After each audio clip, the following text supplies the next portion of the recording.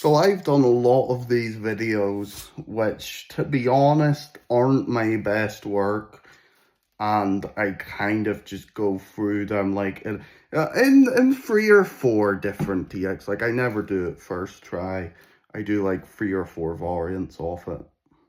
But I do these for a reason, and I think the reason is that in a true ideal scenario, we're constantly getting political ideas out there and we're constantly developing them. We're constantly putting them into action. Like, that's really the point of reality as a whole. And I still believe in that. And they can be fun. But the thing that I find scary, that I think all of this comments on, is that my videos are worthless.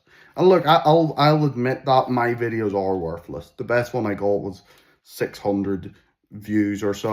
On dumber shit, I tend to get more views. But I can admit that and be happy and say that's an absolute good in of itself. It's not an absolute good on a societal level. And the big issue that I've just realised recently, we're all on the same track. Everyone wants the identical thing, at least in terms of the, like, I'm not really right wing, but that kind of BS, like, kind of against the Marxist wing of those sorts.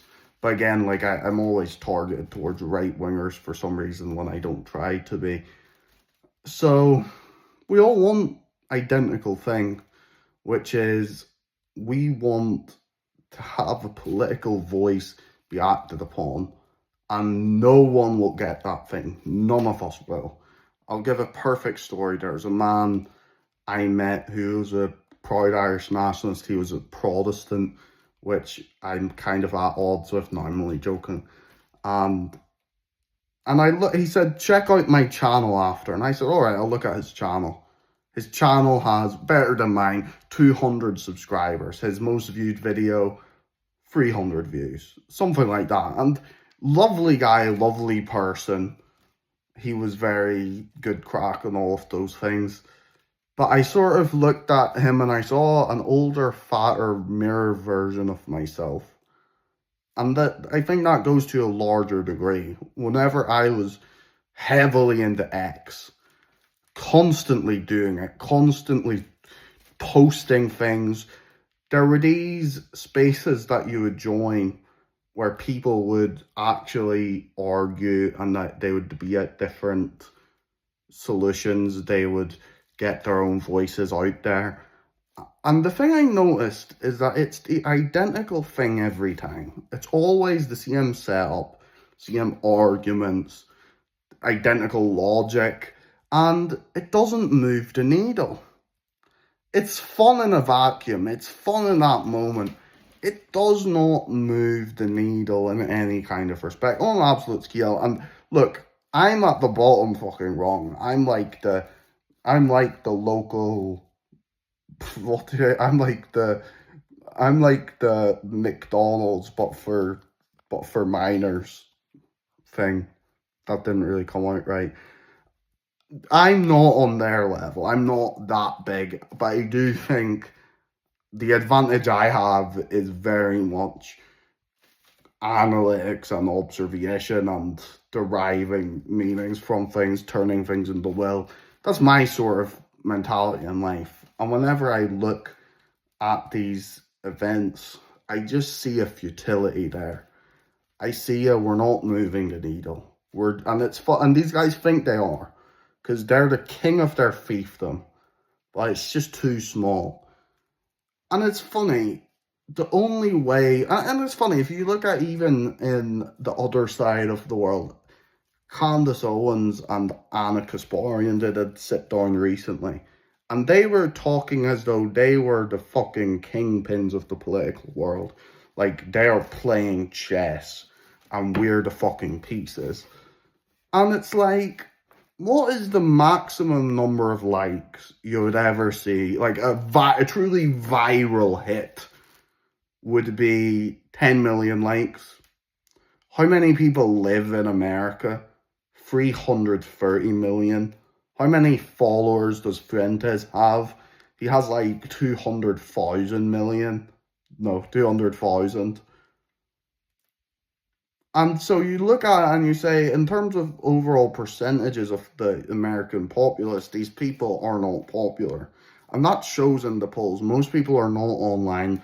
And it's beyond the internet. Most people do not think deeply about politics. Most people are not in the percentage of truly exceptional people. Like, if you're watching this video, I'd say you probably are in the top 5% or so, top 4, top 1%. But that's not what drives politics. And even if it was, we're all the pawns of some invisible, insidious fucking dog shite.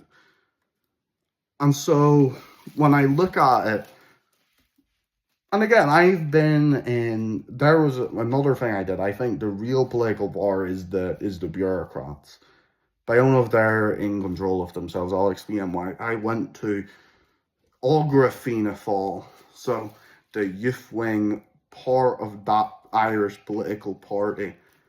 I went there and it really shocked me because these were some of the most they're nice, but some of them, and some of them were very talented, but for the most part, most of them were clueless in over their heads. This was a fucking summer camp. This was a fun journey for the entire family, that sort of thing. And it was cheesy. It was like, oh, let's go to a pub. And I asked the man, and it's sort of a rhetorical question, what are your policies? What does this party stand for? And the man laughed and he said, I don't know. I like to think that we're left-wing economically. And it shocked me. Lovely guy, not a dumb guy at all, in some many ways smarter than myself. But for him to be in that position and there's no drive, there's no knowledge, there's no clear vision. And then what I learned, as I looked into it, so many guests would come in from the real party, so many expensive events would be planned for Fianna Fáil. And what I eventually learned is that it is a complete scam. What's really running the show, the things really running it, it's not the puppet masters, it's the degenerate environment. It's like we're all in a pond, let's say, and there's cunts who control the pond more, but it is a poisoned pond. So no one in it can have any more say than anyone else. No one in it can really act in it themselves, and you might get lucky, you might be in a bit with less poison, but we all have the exact identical fate. We have the identical destiny that we are going on. And very few people are pointing that out because there's a reason we're in the pond. And this goes to a metaphysical reality, whether it be governments and nations, whether it be social behaviors or the way that chemicals react. There's an inherent metaphysical limit that we have, that we are just thrust into material reality, that we're thrust to be materialists, and reality must be that way because it was set up that way. And any spiritual inkling is ultimately a reach. Any spiritual feeling we have is a necessity that we're sitting on, balancing on. And it's not so much we need a metaphysical solution, it's more so we need to become our own metaphysical solution. Because we exist, and there's a thing as not existing, and because existence is defined by characteristics, what are the highest aspects of existence? Distinguishing characteristics, development, an assertion of hierarchical components, driving microcosms out of larger themes, and many more than that. And people have come up with forms in the past. And what I mean by a form is a way to view reality. Like there's the empirical form, there's Confucian form, there's Hegelian form. It's like a martial art, but it's like a swimming thing. You need a technique. What technique are you going to use? But it should not be about the specific form. The form should prove the larger object. Just as our society proves the larger metaphysics, And that to me, whenever I talk about the primacy of existence, that's what I mean. It's not a specific primacy. It's not a random form. It's there's simply existing and not existing. There is simply the action of will and the inaction of not will. And we don't get a full say on that. What we have the very elements and constructs of existence. Just as there's elements against us, there's the elements for us that surround us that we are fundamentally deriving from. And so here's what it should do. There's very few things in life that should be. Like, I should have a girlfriend. That's not a necessity. What should be is that the smaller components define the larger image. The things that should be is that there should not be one form which imposes itself. It's that the forms prove a larger metaphysical diagnosis. What should be is that natural things should develop naturally in the best way possible. Ideas should be materialized outwardly, and there should not be a step back. But of course, there's inversions, there's twists. And the real reason why these exist is because existence has a primacy and yet contradiction. Where's the contradiction? Existence and non-existence. Individual substances versus larger wholes.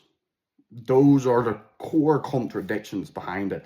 And look, I know I'm backtracking. I'm going way further back, but I hear people give solutions that would just have us in identical spots to where we're at now.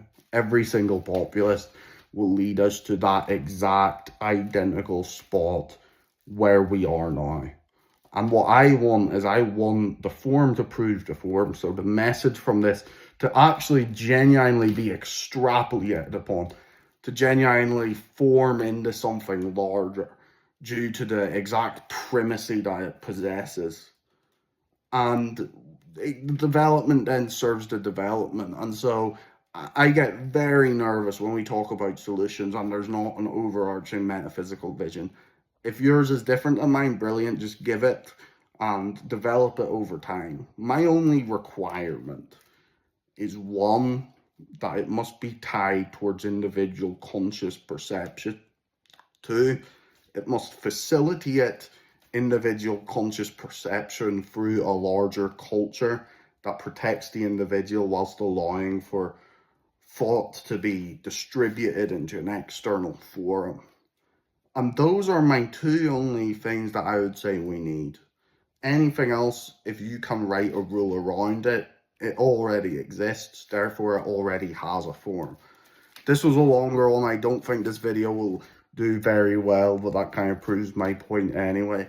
Let me know what you think in the comments. Sorry, the way that I speak isn't very good, and I'm very thankful my audience is very, very nice to me.